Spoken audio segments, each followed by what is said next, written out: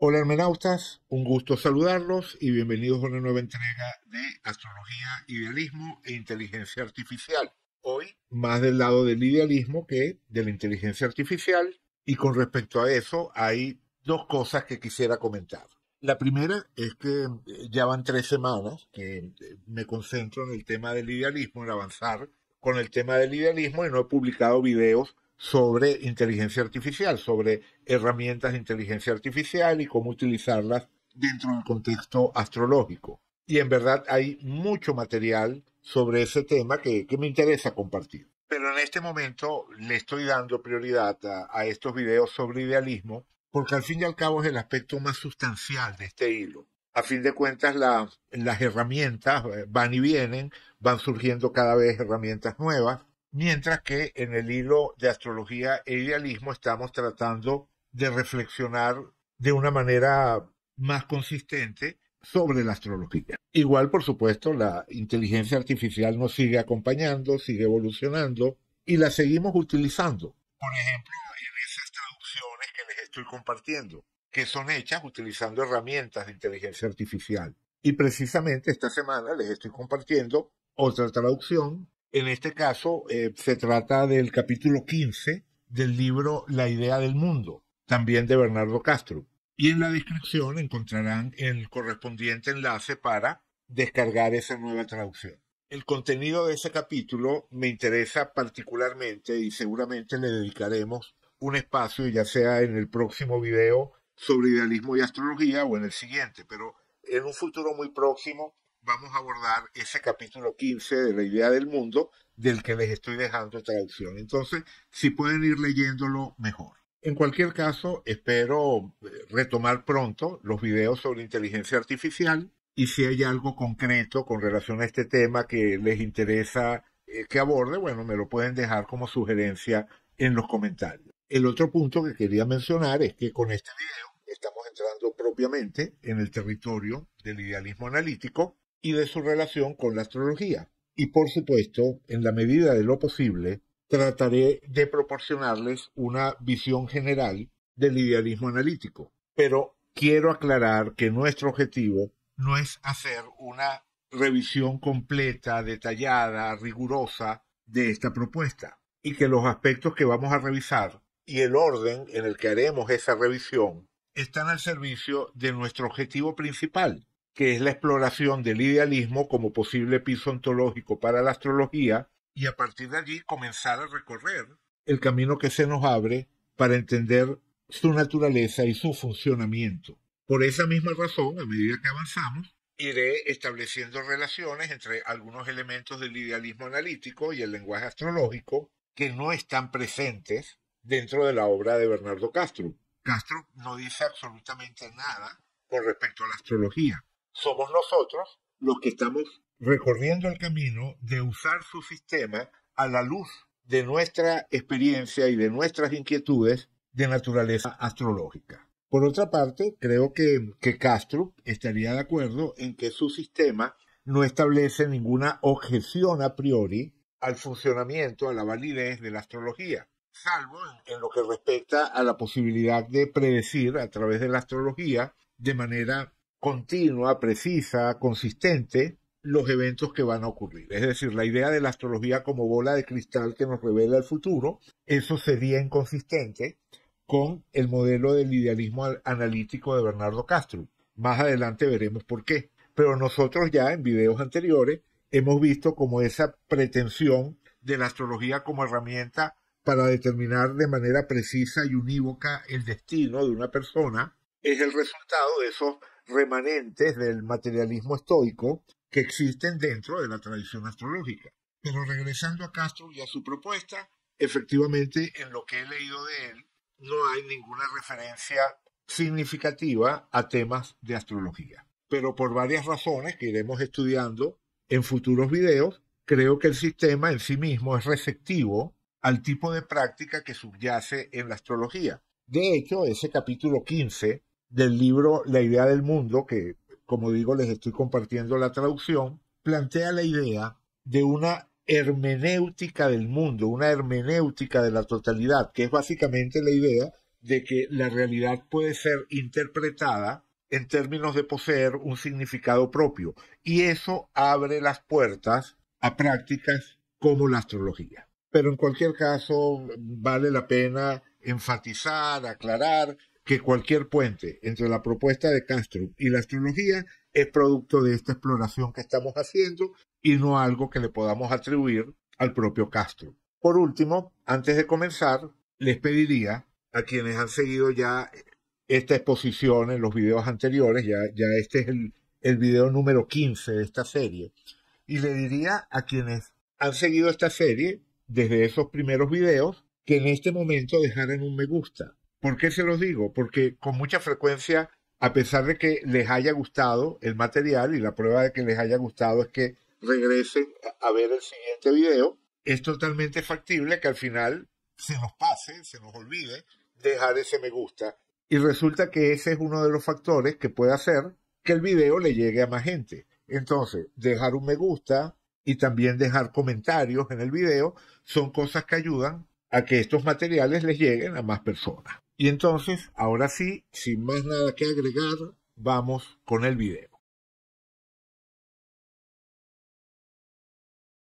Comencemos recordando que tanto el fisicalismo como el idealismo son propuestas ontológicas, es decir, propuestas sobre la naturaleza última de la realidad, así que corresponden a esa rama de la filosofía que es la metafísica. Y que la ciencia, a pesar de que en la actualidad la mayor parte de quienes pertenecen a la comunidad científica se inclinan por una interpretación de tipo fisicalista, lo cierto es que la ciencia puede funcionar igual de bien contra un telón de fondo idealista. De todo eso ya hemos hablado en videos anteriores. Pero creo que vale la pena ir a esa traducción que les compartí del primer capítulo de ese libro de Bernardo Castro, de reciente publicación, Idealismo analítico en una cáscara de nuez, porque efectivamente él lo explica muy bien en un par de párrafos. En el segundo y el tercer párrafo creo que vale la pena leerlos e irlos comentando a medida que los vamos leyendo. Él dice: es importante notar que tales cuestiones ontológicas como ¿qué es la realidad? No pueden ser respondidas definitivamente por la ciencia sola. Quienes piensan que sí puede hacerlo, que la ciencia sí puede responder por sí sola esa pregunta, tienen una comprensión fundamentalmente defectuosa tanto de la ciencia como de la filosofía, porque el método científico, recordemos que la fuerza o la solidez de la ciencia proviene de la aplicación del método científico, y ese método científico solo puede responder definitivamente preguntas sobre el comportamiento de la naturaleza, aquello que hace en oposición a aquello que es. Después de todo, la ciencia se basa en experimentos empíricos controlados. Experimentos empíricos controlados. Esta es la esencia del método científico. Dicho de otra manera, plantea una pregunta a la naturaleza en forma de experimento y la naturaleza responde realizando alguna acción. Esta acción es un comportamiento de la naturaleza, no una expresión inequívoca de lo que la naturaleza es, ya que diferentes hipótesis sobre la realidad pueden ser igualmente consistentes con el comportamiento observado. Además, la prueba de fuego de las teorías científicas es su capacidad para predecir qué hará la naturaleza en el futuro, lo cual nuevamente es una cuestión de comportamiento. Aquí vale la pena subrayar algo. Esto del experimento empírico controlado es la razón por la cual la astrología resulta incompatible con el método científico. No es posible plantearse experimentos empíricos controlados cuando hablamos de astrología, porque la interpretación astrológica, si bien puede tener que ver con manifestaciones concretas en determinado punto, se basa esencialmente en lo que las cosas significan, no en lo que las cosas hacen. Y al plantear preguntas sobre el significado, entramos de lleno en el terreno de lo subjetivo, que es precisamente lo que la ciencia trata de evitar al basarse en esos experimentos empíricos controlados donde se pueden medir de forma exacta los resultados. Pero esto lo tenemos que complementar con lo que nos dice en el siguiente párrafo. Por lo tanto, aunque el argumento de este libro está ciertamente informado por la ciencia, y me quiero detener por un momento en esta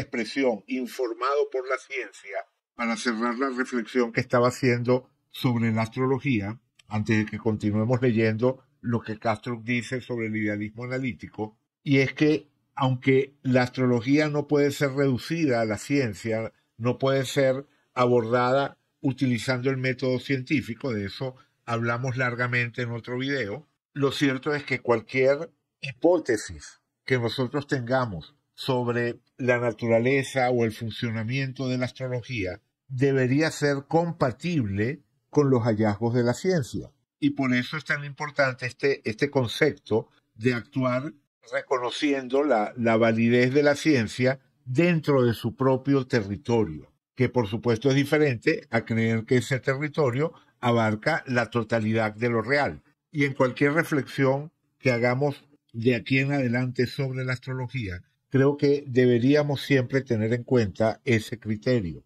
que por supuesto es uno de los pilares de la propuesta del idealismo analítico que nos está haciendo Castro. Entonces, vamos a continuar leyendo. Decía entonces, por lo tanto, aunque el argumento de este libro está ciertamente informado por la ciencia, en el sentido de que algunos comportamientos naturales observados empíricamente son inconsistentes con y por lo tanto permiten descartar ciertas hipótesis sobre la naturaleza de la realidad, no es un argumento puramente científico. Es decir, el argumento de este libro no es un argumento puramente científico, a pesar de que usa la ciencia en determinados puntos. De hecho, además de la ciencia, este libro también utiliza los métodos de la filosofía, particularmente la metafísica, el área de la filosofía dedicada a las preguntas sobre el ser, dedicada a este tema de establecer pisos ontológicos, que es lo que estamos tratando de hacer. Más específicamente, más allá de la adecuación empírica de la hipótesis que presenta, este libro también se basa en directrices de verdad más suaves. Esta, de nuevo, es una idea que me interesa que entendamos, esto de lo de las directrices de verdad más suaves. Porque nuevamente creo que es importante, más allá de la relación de la astrología con, o la potencial relación de la astrología con el idealismo analítico de Bernardo Castro, creo que cualquier reflexión sobre la astrología debería tomar en cuenta también este mismo tipo de directrices de verdad más suaves a las que Castro hace referencia. Básicamente, parsimonia conceptual, que es lo que algunos de ustedes pueden conocer como la navaja de Ockham, es decir, la idea puesta de forma muy genérica que las respuestas más simples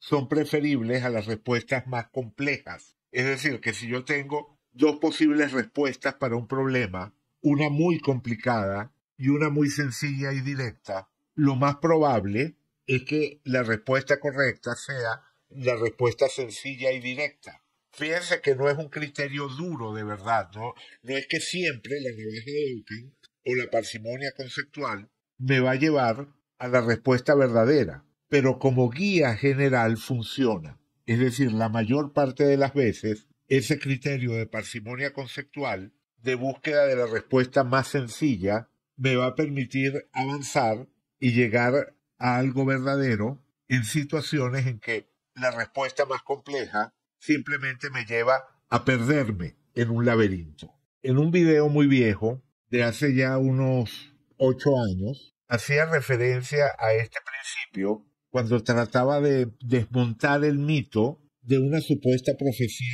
hecha por Luca Gaurico, un astrólogo medieval, sobre la muerte del rey de Francia. No me voy a detener en este momento en detallar el argumento, pero la idea básica y la razón por la que menciono este video es que resulta realmente muy común encontrar en astrología explicaciones extremadamente rebuscadas que giran alrededor de la idea de preservar por lo menos una posible explicación, una posibilidad que sea compatible con un prejuicio que se tiene con relación a la astrología. En particular, en este caso, el prejuicio que yo estaba tratando de abordar era la idea de que la astrología puede hacer predicciones precisas en todos los casos, que como ya vimos en videos anteriores es una de las herencias del materialismo estoico que se encuentra incorporado dentro de la tradición astrológica. Y la manera en la que al día de hoy todavía siguen muchos astrólogos utilizando esa supuesta profecía de Luca Gaurico sobre la muerte del rey de Francia, a pesar de no existir ninguna evidencia sólida y de que existen explicaciones mucho más sencillas y directas para explicar la génesis de esa creencia, bueno, resulta impresionante. Y por eso creo que esto de adoptar el criterio de parsimonia conceptual que Castro utiliza en su argumentación, adoptarlo nosotros también cuando tratamos de dar explicaciones a lo que observamos al practicar la astrología, bueno, creo que es algo definitivamente conveniente. Y lo mismo con los otros criterios. La consistencia interna, o consistencia lógica interna, mejor dicho, que tiene que ver con que el sistema no genere contradicciones entre los diferentes elementos que lo componen, la coherencia general, es decir, que todos esos elementos se integren para formar una totalidad coherente, y de forma muy especial el poder explicativo. Es decir, un modelo es mejor mientras más cosas nos permite explicar. De hecho, podemos combinar la parsimonia conceptual y el poder explicativo en una sola frase. Un modelo es mejor si nos permite explicar más cosas con menos principios. Así que si por una parte tenemos un modelo complejo que nos permite explicar pocas cosas y por el otro lado tenemos un modelo sencillo que nos permite explicar muchas cosas, bueno, ese último modelo, más sencillo y con más poder explicativo, sería preferible. Ese es uno de los criterios que usa Castro en su argumentación y creo que también debe ser un principio orientador en nuestra reflexión sobre la astrología. Porque, como dice Castro, estas directrices no pueden llevarnos a respuestas definitivas sobre cuestiones ontológicas, pero ciertamente permiten clasificar las hipótesis disponibles y descubrir la más probable. Este es el espíritu de este libro. Es el espíritu del libro de Castro y es el espíritu que me gustaría que abrazáramos a lo largo del camino que tenemos por delante. No podemos pretender encontrar respuestas definitivas, pero sí podemos acumular argumentos que nos permitan clasificar las diferentes opciones y emitir una opinión sobre cuál de esas opciones es más probable y cuál menos probable. Así que, por lo pronto, vamos a tratar de avanzar en nuestra comprensión del idealismo y en particular del idealismo analítico de Castro. Y podemos comenzar con una definición. A la pregunta ¿qué es el idealismo analítico? Podemos contestar que se trata de una hipótesis metafísica que propone que la naturaleza de la realidad es mental. Esa es la esencia del planteamiento, la base del planteamiento. La naturaleza última de la realidad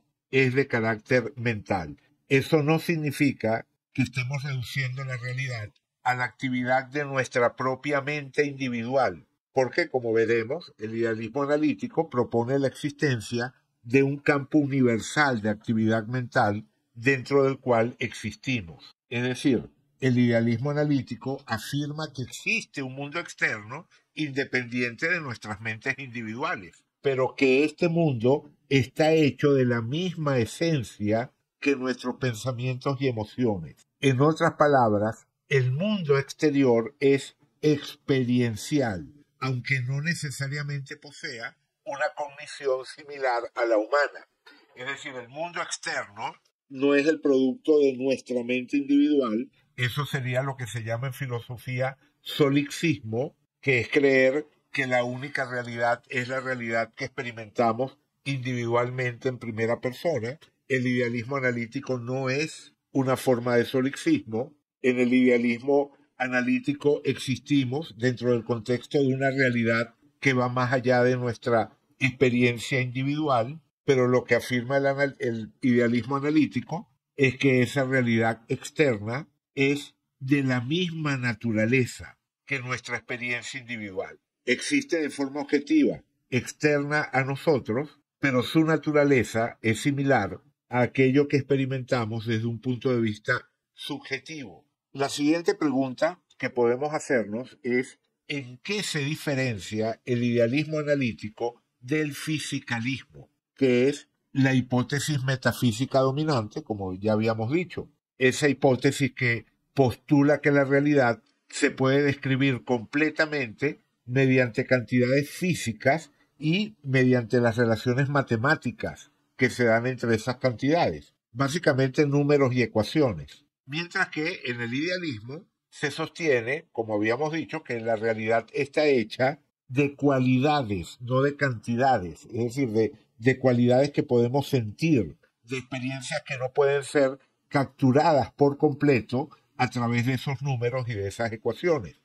Una de las imágenes que suele usar Castro es decir que esa visión fisicalista de números y ecuaciones surgió como un mapa para describir ese territorio de las experiencias humanas. Los seres humanos tenemos ciertas experiencias, observamos dentro de esas experiencias determinados comportamientos regulares y desarrollamos todo ese instrumental de números y ecuaciones como una forma de describir esos comportamientos regulares. En alguna parte él usa el ejemplo del peso de una maleta. Si yo tengo una maleta, si yo agarro una maleta y esa maleta pesa, digamos, 20 kilos, lo que yo tengo en primer lugar es mi experiencia de levantar esos 20 kilos. Y a esa experiencia le asigno un determinado número que me va a servir para describir una parte concreta, una parte que puede ser reducida a número de eso que en principio es una experiencia.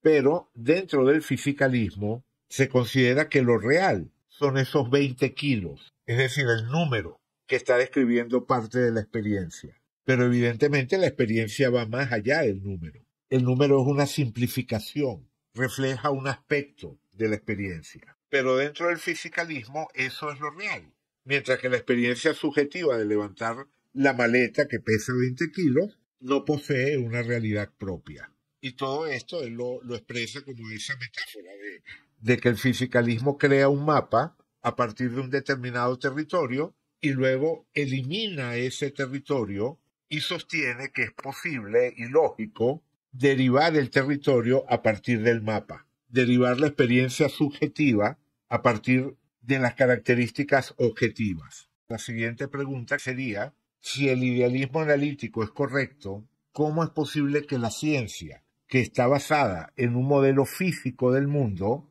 haya tenido tanto éxito? Es decir, ese mapa del que estábamos hablando hace un instante nos ha permitido desarrollar toda la civilización tecnológica que tenemos en la actualidad. Y en este punto, Castro nos aclara que el éxito de la ciencia y la tecnología no depende de una comprensión verdadera de la naturaleza de la realidad. Basta con que se utilicen ficciones convenientes que permiten predecir y manipular el mundo empírico. Por ejemplo, la mecánica newtoniana era una ficción conveniente que permitió enviar un hombre a la Luna, aunque sabemos que la teoría de la relatividad de Einstein ofrece una descripción más precisa de la gravedad. Pero no hace falta utilizar el modelo de la teoría de la relatividad para poner un hombre en la Luna. La mecánica newtoniana nos sirve, aunque no sea verdadera en un sentido último. Del mismo modo, muchas herramientas de ingeniería se basan en modelos que no son literalmente verdaderos, pero que funcionan muy bien en la práctica. Para explicar esto de las ficciones útiles, Castro usa el ejemplo de un niño jugando un videojuego que puede llegar a convertirse en un campeón dentro de ese juego que está jugando, a pesar de que no tiene idea de cuál es la naturaleza real, es decir, los principios electrónicos o de ingeniería que permiten que esa pantalla refleje ciertas imágenes y que él pueda controlar figuras dentro de la pantalla utilizando su control. Él solamente utiliza ficciones convenientes. Yo soy un hombrecito que está dentro de la pantalla, puedo moverme de tal forma, puedo disparar en tal dirección, si ocurren ciertas cosas muero, si ocurren otras cosas gano, y así sucesivamente. Es decir, el niño no tiene idea de cómo funciona realmente el juego de video, pero eso no le impide jugarlo bien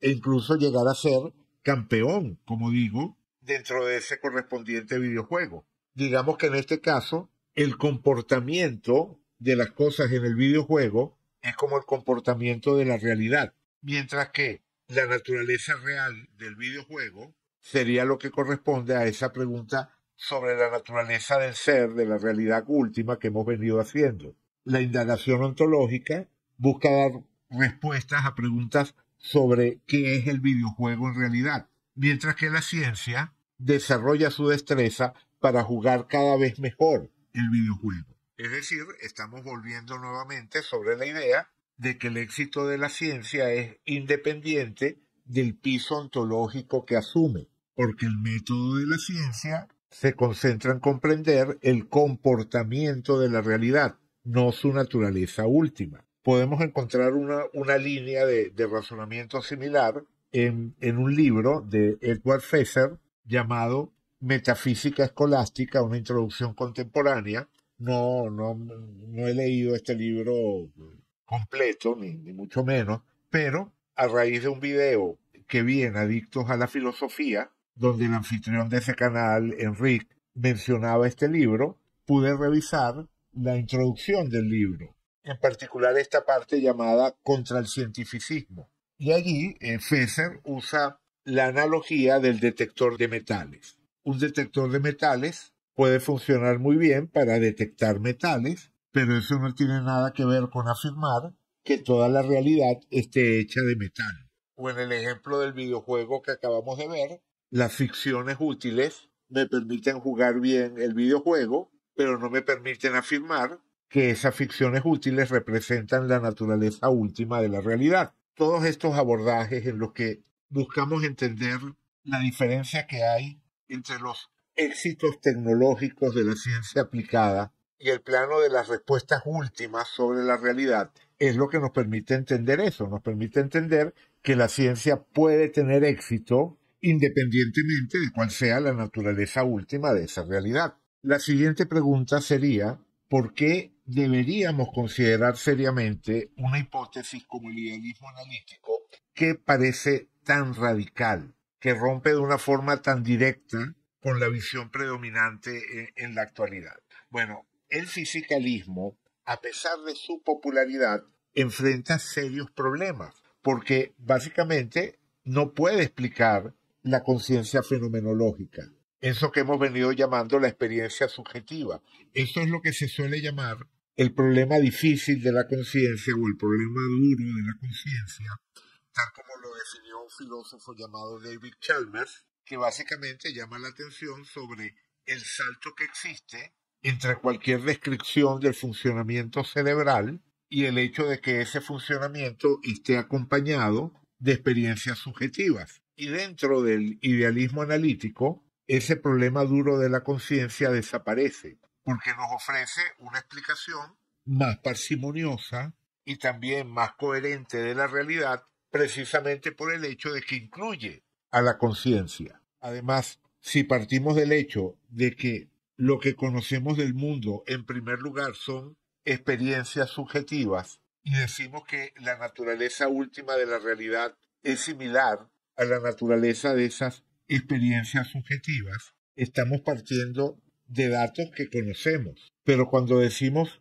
que todas esas experiencias subjetivas se derivan de ese concepto que llamamos materia, estamos afirmando la existencia de algo distinto a aquello que conocemos y que por su propia definición no podemos llegar a conocerlo de manera directa. Así que comparando los dos sistemas en igualdad de condiciones, resulta claro que la versión idealista es más parsimoniosa, es decir, es más sencilla que la visión materialista. Una de las imágenes que utiliza Castro es la de comparar el alcance de nuestra experiencia con la vista que se extiende hasta un determinado horizonte. Dentro del idealismo se asume que más allá de ese horizonte, lo que existe es de naturaleza similar a lo que me es ya conocido. Mientras que en el materialismo o en el fisicalismo se asume que lo que está más allá de ese horizonte de percepción es algo totalmente diferente.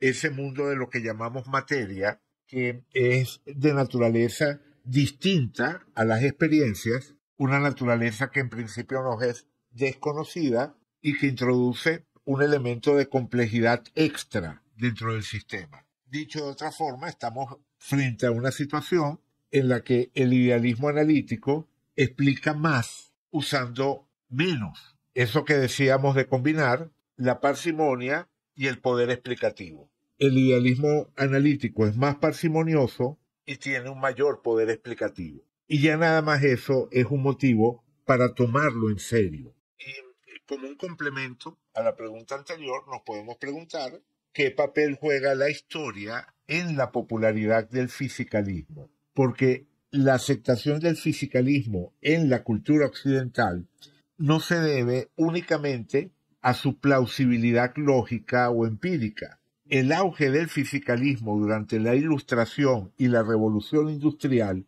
se vio impulsado por factores sociopolíticos, como la necesidad de la ciencia de emanciparse de la Iglesia, porque todo lo que era el mundo subjetivo pertenecía al discurso religioso, estaba dominado por el poder religioso. Entonces, para que la ciencia pudiera desarrollarse sin encontrar demasiada interferencia o resistencia por parte de esos poderes de la religión oficial, tenía que ser capaz de presentarse de una forma que no interfiriera con los dogmas. Y entonces ahí surge esa ficción útil del mundo material. Si yo digo que existe un mundo material de naturaleza totalmente distinta al de nuestras experiencias subjetivas y que la ciencia se dedica a estudiar ese mundo material, puedo trabajar libremente sin temor a sufrir represalias por parte de esas instituciones religiosas. Recordemos que estamos hablando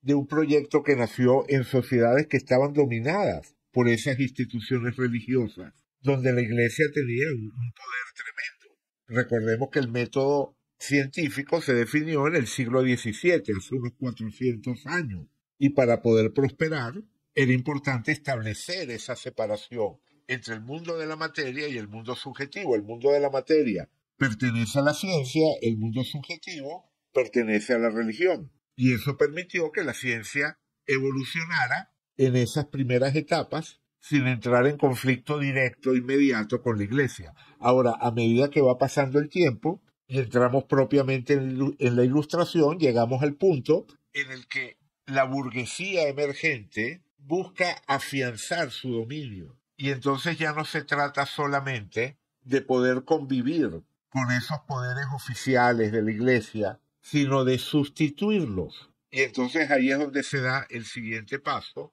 Y entonces no es solo que existen dos territorios separados, el de la materia y el de la subjetividad, sino que se le niega realidad a ese terreno de lo subjetivo y se establece la primacía de ese mundo de la materia estudiado por la ciencia. Y dentro de ese mismo proceso de entronizar la ciencia y desplazar a la Iglesia, entra también la idea de que la muerte implica el fin de la conciencia, lo que a su vez elimina el temor a esa realidad desconocida de un posible otro mundo, es decir, el temor al infierno, porque recordemos que esa amenaza de la condena eterna, ese temor a un sufrimiento interminable, más allá de nuestra experiencia finita como seres humanos, era una de las herramientas de control de la Iglesia, esa condenación eterna, ¿no? Esa idea de que el ser humano poseía un alma inmortal que, si no se cumplían con los preceptos de la Iglesia, estaría condenada a una eternidad de sufrimiento. Y que, por otra parte, si aceptaba esos preceptos de la Iglesia, gozaría de una dicha interminable en alguna de las tantas versiones del cielo, también durante toda la eternidad. Entonces, esa idea de castigo o recompensa eternos más allá de la muerte, eran también herramientas de control y fuentes de angustia desde el punto de vista colectivo.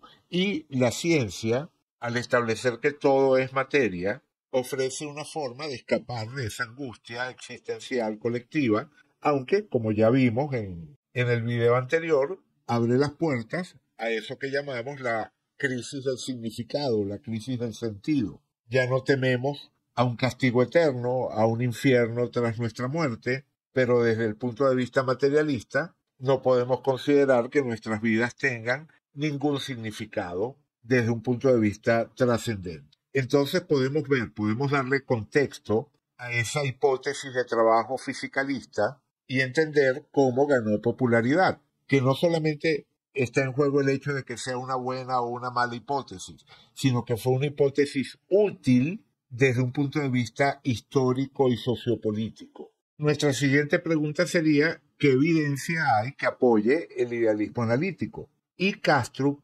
argumenta que hay resultados experimentales tanto dentro de la mecánica cuántica como dentro de la neurociencia que inclinan la balanza hacia la hipótesis idealista.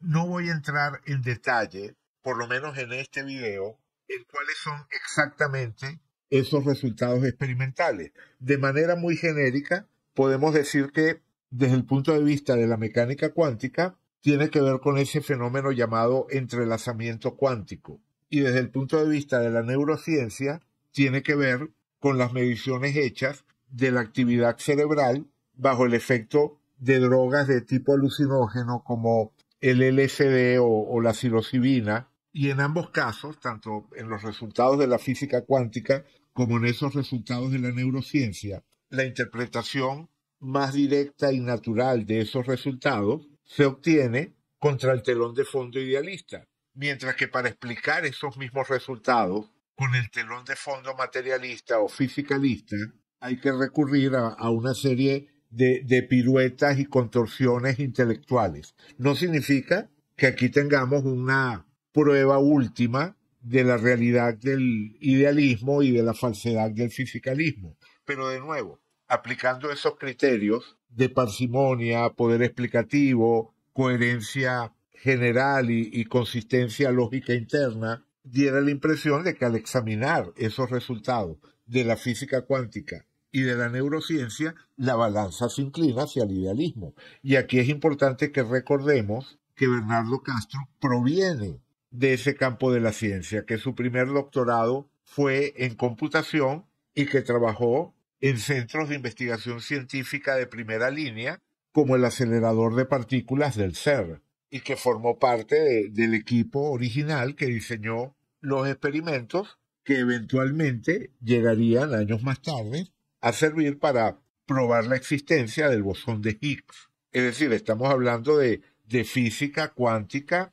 de vanguardia. Así que podemos confiar en que las explicaciones que hace Castro las hace contra el telón de fondo de una comprensión de aquellos temas sobre los que está hablando. Y además, una de las cosas que le dan fuerza a los argumentos de Castro es que cuando cita resultados provenientes de la ciencia, siempre nos proporciona las referencias concretas. Podemos ir a los artículos originales, a las publicaciones donde se detallan esos resultados. Y por supuesto que esos mismos resultados también pueden ser interpretados desde el punto de vista materialista, pero como les digo, requiere apartarse de lo que sería esa parsimonia conceptual. Requiere el caer en esas contorsiones y piruetas intelectuales que les comentaba. Es un tema bien interesante y sí me gustaría en algún momento dedicarle un video a estudiar con detalle esos resultados experimentales tanto de la física cuántica como de la neurociencia, pero si me pongo a hacerlo en este punto, el video va a salir demasiado largo y no vamos a poder llegar hasta donde me interesa en esta primera exposición del idealismo analítico. Ya ustedes me dirán en los comentarios si quieren que en algún momento dedique un video a profundizar en este punto. Pero por ahora pasemos a la siguiente pregunta, que es ¿cómo explica el idealismo analítico la estructura y el orden del universo? porque recordemos que desde el punto de vista del materialismo, se dice que la materia es la realidad última y que esa materia obedece a ciertas leyes, y de allí proviene la eficacia de la ciencia y del método científico al estudiar la realidad. Y suele asumirse que el mundo subjetivo, a diferencia de ese mundo de la materia objetiva, no se comporta de manera regular. Pero recordemos que dentro del idealismo analítico no estamos hablando de nuestras experiencias subjetivas individuales, sino de un campo universal de actividad mental. Y para Castro, ese campo universal, esa conciencia fundamental, posee propiedades arquetípicas. ¿A qué nos referimos con esto de propiedades arquetípicas? Estamos hablando de estructuras. La palabra arquetipo, en este caso, proviene de la terminología junguiana. Estamos hablando esencialmente de lo mismo que Jung llamaba arquetipos, que son principios organizadores. Y esos principios inherentes a la realidad van a gobernar su comportamiento, dando origen a esa estructura, a ese orden que observamos en el universo. Es decir, una realidad de naturaleza mental, pero organizada a partir de principios arquetípicos, va a comportarse de manera regular. Porque cuando hablamos de este campo de actividad mental o de esta mente universal o mente de la naturaleza, como quieran llamarlo, no estamos hablando de lo que es nuestra experiencia individual como seres conscientes, limitados, separados de esa totalidad, es decir, lo que es típicamente nuestra experiencia humana. Y cuando se hace el contraste entre el mundo objetivo, organizado y regular y el mundo caprichoso y desorganizado de lo subjetivo, y se usa eso como argumento en contra de la naturaleza mental y subjetiva de la realidad, se está cometiendo el error de equiparar ese campo universal y limitado de actividad mental con esa experiencia puntual de nuestras vidas individuales. Simplemente no es lo mismo. Y la diferencia entre esos dos planos, entre lo que sería la mente universal o la actividad mental universal y nuestras experiencias individuales, nos lleva a la última pregunta que vamos a abordar en este video. Y de hecho resulta conveniente considerar ambas preguntas al mismo tiempo. Esa que estábamos viendo de cómo explica el idealismo analítico la estructura y el orden del universo, y esta de qué es la disociación en el contexto del idealismo analítico. Porque dentro de este sistema, la disociación o el concepto de disociación se refiere a la separación entre la conciencia individual y la conciencia universal. Y Castro nos dice que la vida, tal como la conocemos, representa un proceso de disociación dentro de ese conjunto o dentro de esa totalidad que es ese campo de actividad mental universal, y que esa disociación es lo que da origen a esas entidades individuales separadas que son los organismos vivos en general y los seres humanos en particular. Dicho de otra forma, lo que conocemos como vida es la manifestación localizada, individualizada de ese campo universal de actividad mental. Una imagen que suele usar Castro es la de comparar todo esto con remolinos que se forman en una corriente. Por una parte tenemos esa masa de agua, que sería el equivalente a ese campo universal de actividad mental, y por otra parte tenemos esos remolinos que se forman en la superficie del agua y que se pueden entender como expresiones localizadas de esa misma masa de agua. De forma similar, cada ser vivo sería como un remolino dentro de esa corriente continua de actividad mental. Pero aquí hay que diferenciar o hay que puntualizar que no todos estos remolinos van a ser iguales. Unos pueden ser más grandes, más pequeños, con mayor o con menor energía, y más allá de cierto punto, cuando entramos dentro de ese tipo de remolinos que corresponderían a la existencia humana, aparece el fenómeno de la autoconciencia, porque una cosa es la conciencia y otra cosa es la autoconciencia o metaconciencia. Una cosa es que exista lo subjetivo, que exista la actividad mental, y otra cosa es ser consciente de esa misma actividad mental. Cuando hablamos de ese proceso autorreflexivo, estamos entrando en el terreno de la autoconciencia o de la metacognición, como lo quieran llamar, y esa es nuestra experiencia humana. Nosotros somos conscientes de nosotros mismos, conscientes de nuestra propia actividad mental. Y eso establece también una diferencia con la manera en la que Kastrup explica la actividad de ese campo universal de conciencia. Él no está asumiendo que ese campo sea autoconsciente. Más bien plantea lo contrario, plantea que la hipótesis más plausible, la hipótesis más parsimoniosa, es considerar que la autoconciencia, dentro de este escenario que estamos estudiando, es algo propiamente humano, producto de nuestra evolución sobre este planeta. Sobre todos estos puntos, creo que va a valer la pena regresar y hacer uso de las explicaciones que da el propio Castro. Yo estoy haciendo una presentación muy esquemática, muy reducida, de algo que Castro explica con mucho más detalle. Pero lo que me interesa en este punto es que podamos introducir este concepto de la vida en general y de las vidas humanas en particular como estos procesos disociativos de los que nos habla Castro,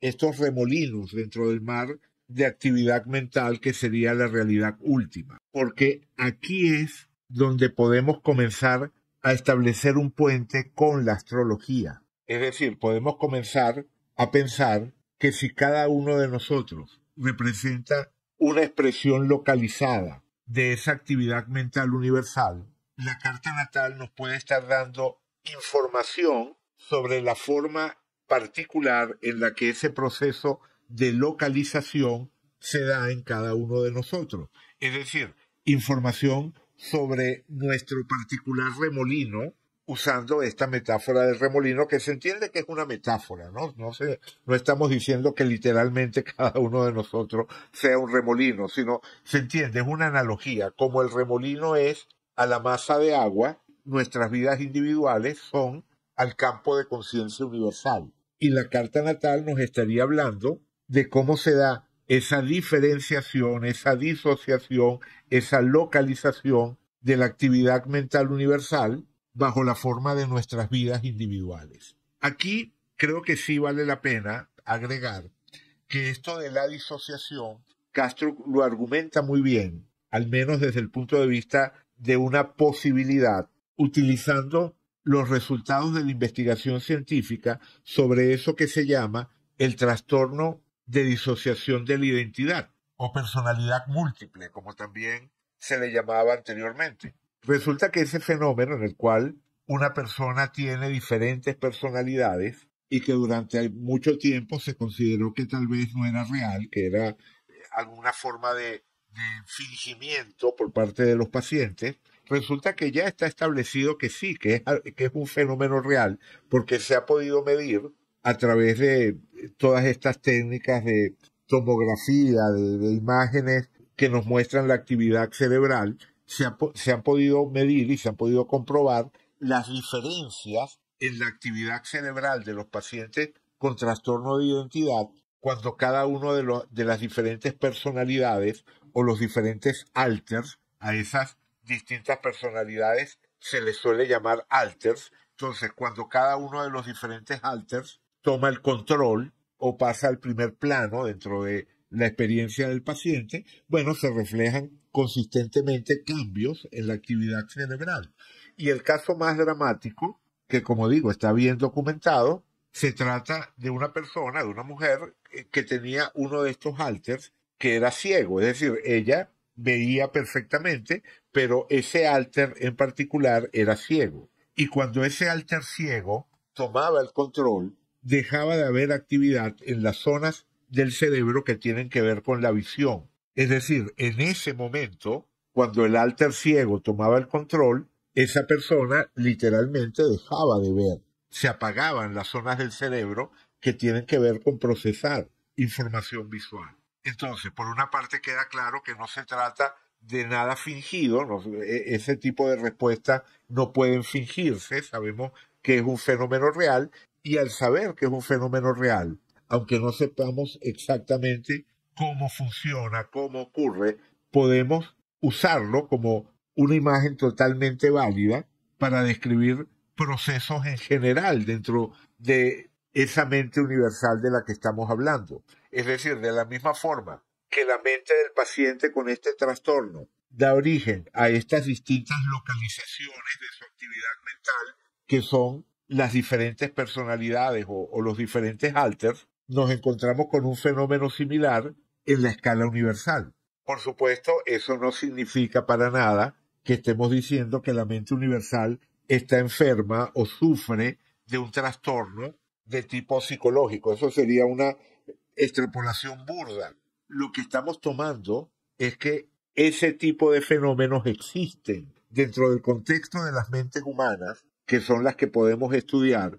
Ese tipo de fenómenos existe. Así que no tiene ninguna imposibilidad de tipo lógico el pensar que ese mismo tipo de procesos se puedan dar a una escala universal. Y por otra parte, algo súper interesante es que en estos pacientes con trastorno de disociación de la identidad ocurre que si el paciente tiene un sueño, en ese sueño los diferentes alters pueden aparecer. Y cuando los diferentes alters toman el control de la personalidad, cada uno de ellos puede relatar el mismo sueño desde su correspondiente punto de vista. Y eso crea un paralelo total con lo que es nuestra experiencia humana. Cada uno de nosotros sería una expresión localizada de la mente universal y cada uno de nosotros tiene una experiencia subjetiva propia, diferente de la que tienen los otros seres a su alrededor, pero en la cual se comparte una realidad común. Y aquí Castro introduce un concepto fundamental que es el de la barrera disociativa. Cada uno de nosotros posee eso que Castro llama una barrera disociativa, que sería el equivalente al conjunto de fuerzas que permiten que el remolino conserve su forma. Y la idea que creo que es muy interesante para incorporar dentro de nuestra reflexión sobre la astrología es pensar que cuando estamos viendo una carta natal, estamos viendo un mapa que nos da información sobre esa barrera disociativa, sobre características, sobre peculiaridades de esa barrera disociativa. Y esa es una idea que me interesa desarrollar en profundidad en los próximos videos. Por lo pronto, lo voy a dejar hasta acá. Les recomiendo que lean en su totalidad ese primer capítulo del libro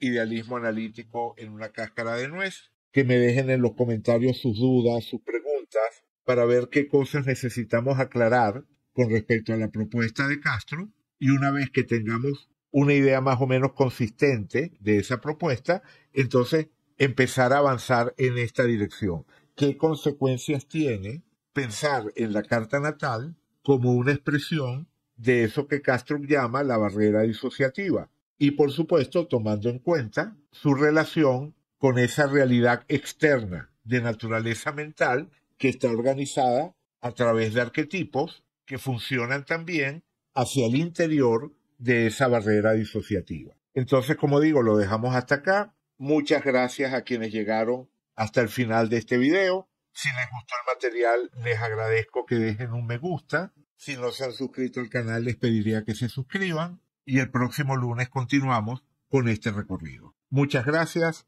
y todo lo mejor para ustedes.